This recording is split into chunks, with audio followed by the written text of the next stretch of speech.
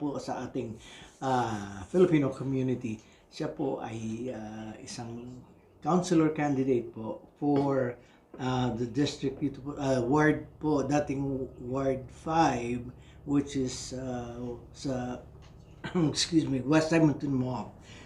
If I can get the pronunciation right, CP Winnie Walk, I think, West Edmonton Ward 5 at saka a little bit of Ward 1. And siya po ay isang community advocate and has been doing volunteer work and all that good stuff para sa community po natin.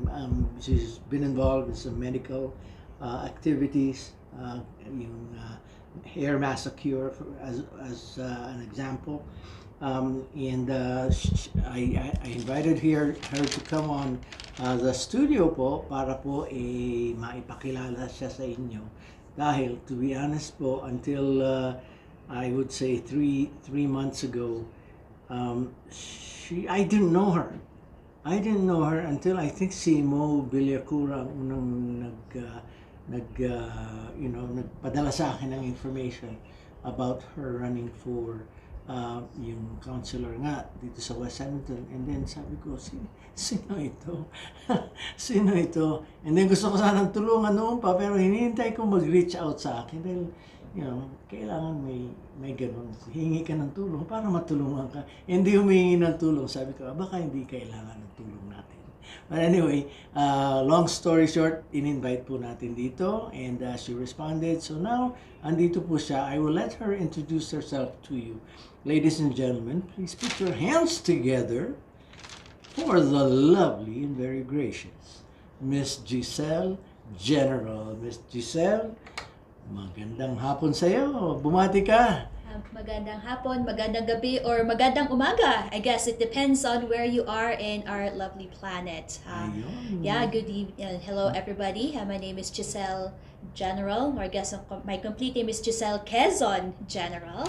And I am running for Edmonton City Councilor, first-time candidate po for the West Edmonton District. And Tito Tony said the pronunciation right. It's the Ward CP Winawak, and that is the former Ward 5 and some neighborhoods of Ward 1. Yeah. Ayun. And kinamusta mo na ba yung libo-libong mga fans na nakikinig sa atin ngayon? Yeah, absolutely. I mean, it's a beautiful day again, start of a new weekend. So thank you so much to all of the supporters and listeners of Tito Tony's show. Your support is very much appreciated, and sana lagi kayo magsusubscribe and makikinig po lagi. Ayun. So tell us a little bit about yourself. How, yung background mo, saan ka sa Pilipinas, because I'm sure maraming nag-iisip taga saan ba ito si Giselle, ano ba ang background niya. So just share with us some of your information. Sa bio mo, alam ko pinadalan mo ako, but iba yung galing sa iyo. Absolutely. For sure, I'm more than happy to share. So 16 years old po ako when I moved to Canada. And I was sponsored through the category of family class for orphans. So we had a lovely, simple life back in the Philippines in the Felix Mining Corporation in the province of Benguet, so 1 hour away from Baguio City. So that's where I'm from. And unfortunately, October 1999, my family and a lot of other residents, we had a jeepney accident na nahulog po yung jeepney sa bangin, which caused fatality. So my mother, my father, and my sister passed away. My brother and I survived, and we were cared for by the village. We were cared for by extended family. And then eventually we were brought over to Canada to have as much opportunity to build a better life. Yun po yung naisip ng mga tita ko po. And actually, yung tita ko po na nag-sponsor sa akin sa Canada, she lives in Ontario. Nagkausap po kami kagabi, nagkakumustahan, and that is pretty awesome. Wow. And in terms of my other background experiences, I guess a family entrepreneur noong bata pa po, taga-operate ng sari-sari store. And then moving to Canada, I pursued a Bachelor of Commerce degree from the University of Alberta Faculty of Business. Mm-hmm. And then I was pursuing a business and law in the beginning, but I also fell in love in community service. So that's my career right now, in the non-for-profit sector, helping people who need help or facilitating programs for people who need help. So ang full-time job ko po is at the non-profit called Edmonton Community Legal Center, to support people who cannot afford legal advice, and that's all different kinds of legal areas: family, landlord tenant, immigration law, human rights. We help people who are low income get the legal assistance they need. And then during my unpaid hours, that's where I also get involved in the community. Like I'm a columnist for the Alberta Filipino Journal. Yeah, like as Tito mentioned, with Hair Massacre, I grow my hair and I cut it and I donate the hair and start all over again, because wigs for children with cancer apparently are very expensive. Wow. And then I help with the Neighborhoods Community League. And then I do different activities as well. Mananahi din po ako, seamstress. I retained the lessons from home economics class back home, and I try to sew fabrics, recycling, upcycling initiatives using cloth. I participate in that as well. And then finally, because I'm very passionate about public transit, and citizens, regular average people can be part of a volunteer advisory board for public transit, and I've been there for 3 years also. So my community involvement is in different areas, and that's a testament to how in my own way, I want to make our world a better place. Wow. Well, very interesting. And in fact, in one of the write-ups that I read about you, there was something mentioned about you take public transport. Is that correct? That is correct. I'm not able to drive, so most of the time to get around our city, if the distance is reasonable, bus, train, or a combination, that's how I get around. Wow. Is that not, well, that takes a lot of time. Oh, absolutely. It takes a lot of time po. And Yeah. it's interesting kasi po, like that time is one factor, and then financials is another factor as well. So may upsides po ang walang sasakyan, like kasi medyo magastos din po ang car ownership. That's true. And then at least yung bus pass, fixed cost po yan, di ba? $100, or yung set ng tickets, it's $20. And it's a reality po for most of the newcomers, di ba? Pag bagong dating, hindi naman maka-afford agad ng kotse. Yeah. So that's why, I take public transit, and I know firsthand, minsan lalo na pag malamig or pag gabi na, medyo mahirap po mag-take ng bus. And lalo na pag winter at minus 30 degrees, naghihintay ka ng bus, naku. Absolutely. And yung public transit, that's a program and a service provided by the city. Okay. So city councilors and the mayor, sila ang in charge ng pagpapadesisyon ng implementation ng public transit, and I'm very passionate about that topic kasi at some point, not just because of financial reasons, pag matanda na tayo or may kapansanan, hindi tayo makapag-drive. Yeah. So it's important to have good transportation services for people who cannot drive. Okay. We're going to take a short break, and when we get back, we're going to have more from Giselle General on a beautiful, fantastic Friday night. Tony Surtida po ito, and I'm here Monday to Friday, 6 to 7 p.m. Sa programa po nating Usapin Pinoy. Maraming salamat po sa mga sumusubaybay sa atin ngayong gabi dito po sa 580 AM, and of course, yung mga kasama natin sa Facebook Live, councilor candidate natin for West Edmonton, si Miss Giselle General. And welcome back, Giselle. And maitanong ko lang, how did you get involved in politics? And it's really interesting po kasi lagi pong tinatanong sa akin yan. Back in the Philippines, I'm not from a political family at all. Yung father side ko po, very community involved, but through the church. And then yung mother side ko po, very involved in business. So like mga, operators, owners ng sari-sari stores. So I think yung inspiration ko po na, it's more like leadership and community service, which started in school. Alam naman po natin sa Philippines, di ba, yung mga A student, kumbaga, kailangan nilang very involved sa mga clubs and extracurriculars. So, doon po, I think, nagsimula yung inclination and inspiration. And then, when I moved to Canada, nung nasa university ba ako sa University of Alberta, I also joined clubs and different volunteer initiatives. And then, nung pagka-graduate ko, nagtuloy pa rin po yung volunteering. The more I volunteer, especially yung mga board positions or yung government advisory positions po, I started to understand how our elected representatives, yung mga decisions na ginagawa nila, it really affects individuals on a very personal, immediate level. Yeah, of course. And that's when I realized that I think I want to give this a try. Baka sakali na yung mga talagang nangangailangan ng public transit, halimbawa lang po, if they're the ones that are part of the decision-making table on council chambers, maybe they will change their policy decisions because they know how it feels like to be affected by any changes or new implementations in the policies and programs. So, yun po. And then, I also remember attending some women in leadership workshops po na they convinced me that the younger generation, millennial po ako, under 35 years old, and then women should try to pursue more positions of leadership kasi medyo kulang po ang representation. So all of these points of inspiration made me decide to give it a try for this upcoming election po. Well, that's very interesting. Now, ang tanong ko naman sa iyo is, what is it that so you decided to run for politics, you run for office. Ano naman ang minumungkahi mo? What is it you're advocating for that the people, the Filipino community or the community in general should support you in what you're wishing to accomplish? Ano yung minumungkahi mo? So for our fellow kababayans, like ang napansin ko po noong nagdo-door knock na po ako at saka nag-engage, marami po nagsasabi na, hindi pa ako citizen. Like, you don't need to talk to me. That's not, that's not true at all. I want to challenge that assumption. Na kahit na hindi pa po citizen, Edmontonian pa rin kayo.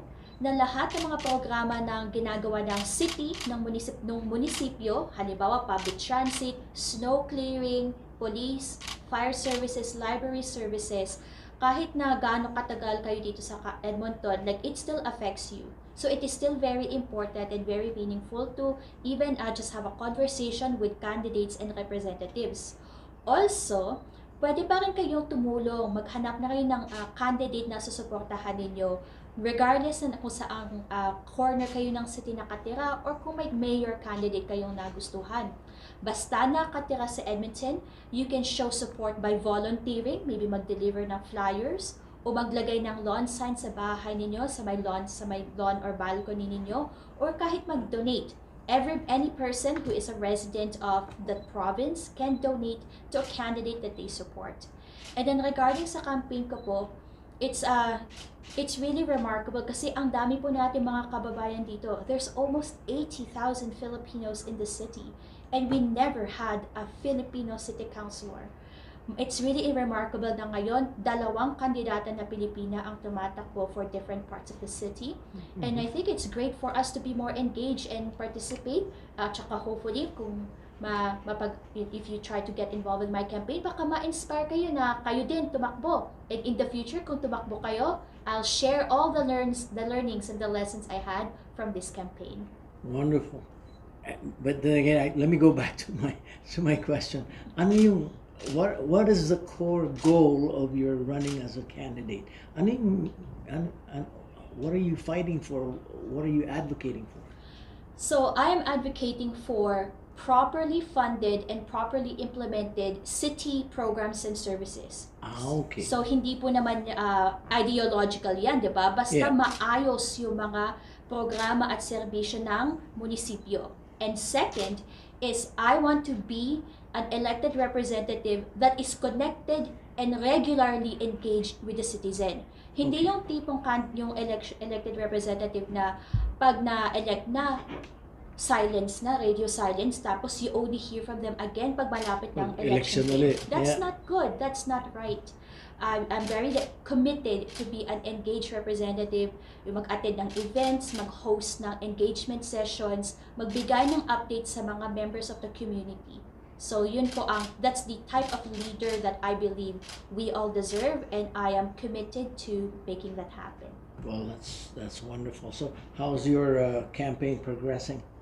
Overall, okay naman po. There's a lot of positive milestones to celebrate, absolutely.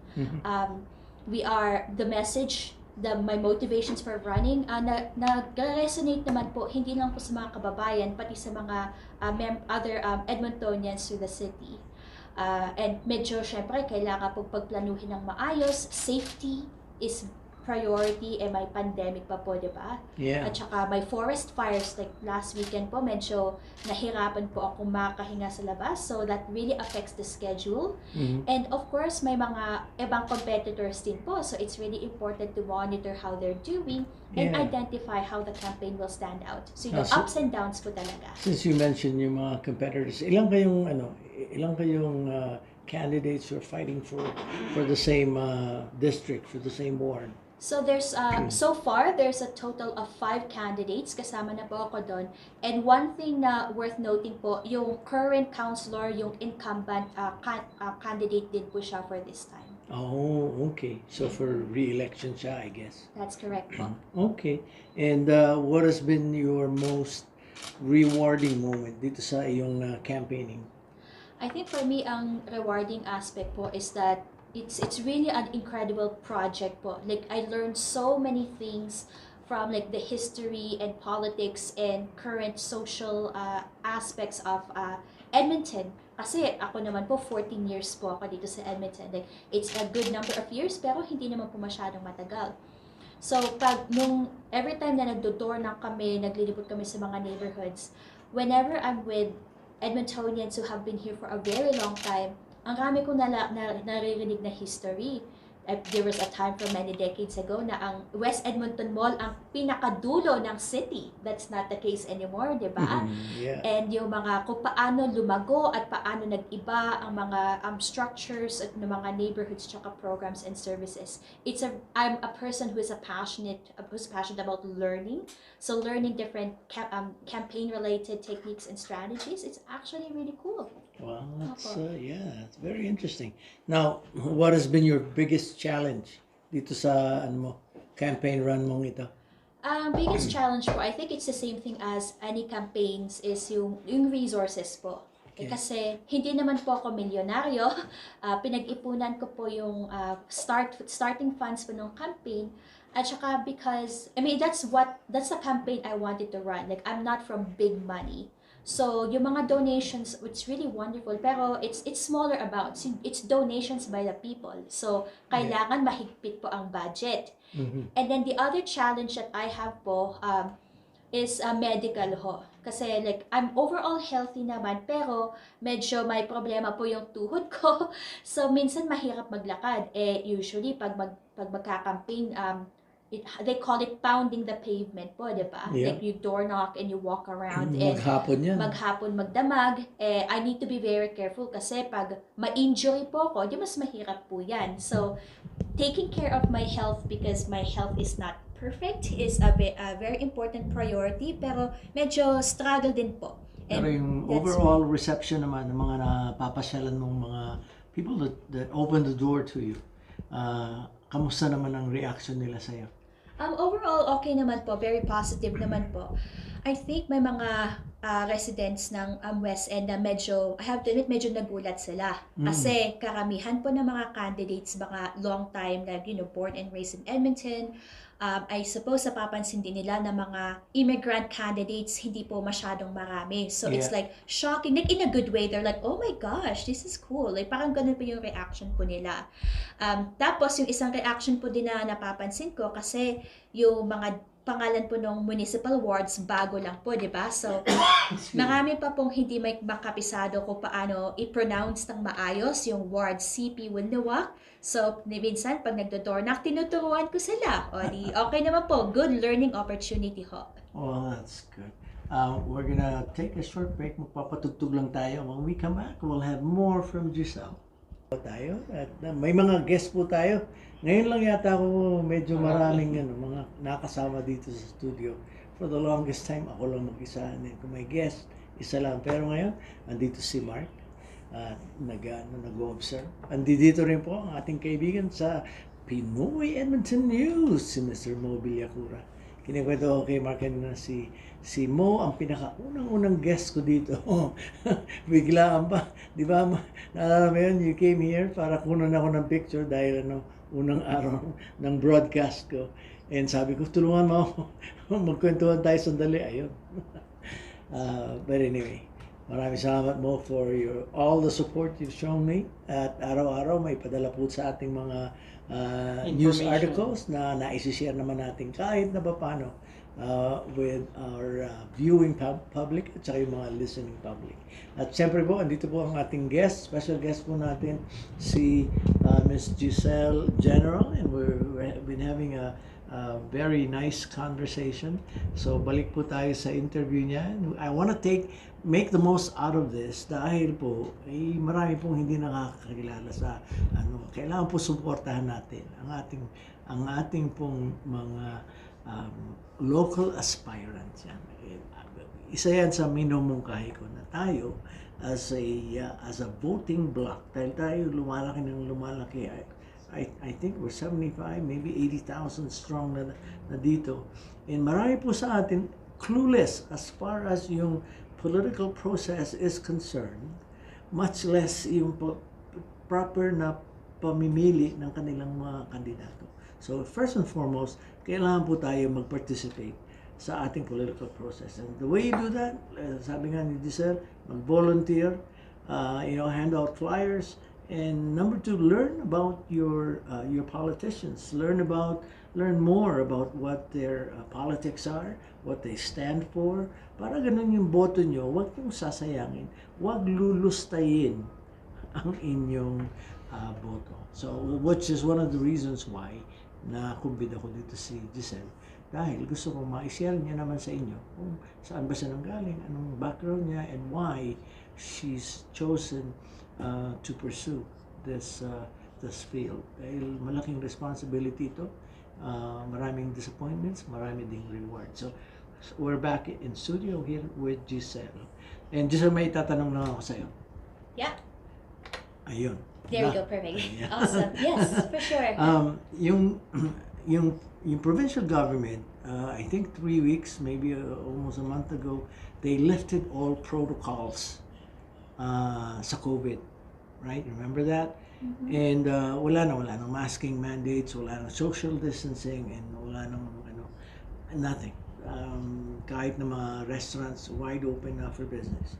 And just recently, maraming nagsasalita, maraming who are saying basically na baka this may have been premature. Mm-hmm. And in fact, the municipal government, including the mayor, or primarily the mayor, is now contemplating reinstituting some of the protocols in order to protect the population. Mm-hmm. How do you stand on this? What's your opinion? So my personal opinion po, I do agree that the lifting of the mask bylaw is premature. Ang perspective ko po, like I mentioned, yung community service perspective ko po, ang pinaka-priority ko, hindi ko po kinakalimutan ang mga demographics that are the most vulnerable. Yung mga tao na they're more prone to get sick, and children, wala pa po silang vaccinations. At saka, we need to remember that vaccinations is just one aspect on how to prevent getting COVID. But the more you're exposed to people, pwede mo pa rin maipasa yan. Marami din tayong mga tao na may different disabilities, mga kapansanan na hindi sila makareceive ng vaccine. So for me, hanggang sigurado na mas maraming measures na mapoprotektahan itong mga vulnerable populations, tayong mga malalakas pa, tayong mga malusog, like we should just sacrifice a little bit more time to wear our masks and do everything we can to prevent the spread of COVID. I understand po yung economics at saka yung eagerness ng mga tao na tanggalin na po yung masking. Pero for sa personal example po, yung roommate ko po sa bahay, she has asthma and she works in the food services industry. So I was hoping na kahit maybe until the end of the year lang sana na na-extend yung mask Masking, bylaw, yeah. and that would have, I think it would have made a significant difference, lalo na itong panibagong variant na kumakalat po. So that's my thoughts. So that despite the talk that there's some talk that the mask really doesn't do anything for us. Mm-hmm. Diba that yung gaano kaliit yung virus na yan, kahit na anong masking mo, hindi ka mapoprotektahan. I guess at least there's a barrier. Diba? At least. Okay, well, that's very good. So, meron pa sana akong isang isa pang tanong in connection to that. How do you feel about yung mandatory vaccines for everyone? In particular, yung mga children 12 and under. Ano ang feeling mo about that? I think if the parents and the legal guardians of the children also feel comfortable with it, like I think absolutely. I mean, as I mentioned, right na ulila po ako. So, I guess making sure by having different medical procedures and whatnot available through the school and the governmental system, hindi na po nag-alala yung lola ko na mag-decide na kailangan ko bang kunin to or this, that, or the other thing. Okay. I think that making vaccines and other services available through the public systems can help children from all ages and all different backgrounds. With the exemption, syempre, like I know there are children who are immunocompromised. Halimbawa, if they cannot have the COVID vaccine themselves, it actually helps if every other healthy child takes it also. Wonderful. So basically what you're saying is it's up to the parents to decide. If the parents think it's okay, do it. If not, then it's totally up to them. Okay, well, good. Well, that was a wonderful half an hour, maybe a little bit more. Thank you so much for joining us. Unfortunately, we have to conclude our interview now and the show at yung next MC natin, host natin has just walked into the studio. So kami po yung magpapaalam na. Giselle, you can say goodnight to everyone. Habang may time pa tayo kahit na konti. Absolutely. Well, thank you very much po, Tito Tony, for the opportunity. I think what you are doing here in the studio, in this show, is a very great service to the community. So, all the best, and I hope that this endeavor, this show becomes more and more successful in the many years to come. Well, thank you so much, and good luck to you and your campaign. And mga kaibigan po natin dyan, ang taga-West End, supportahan po natin ang ating kababayan, ang kaisa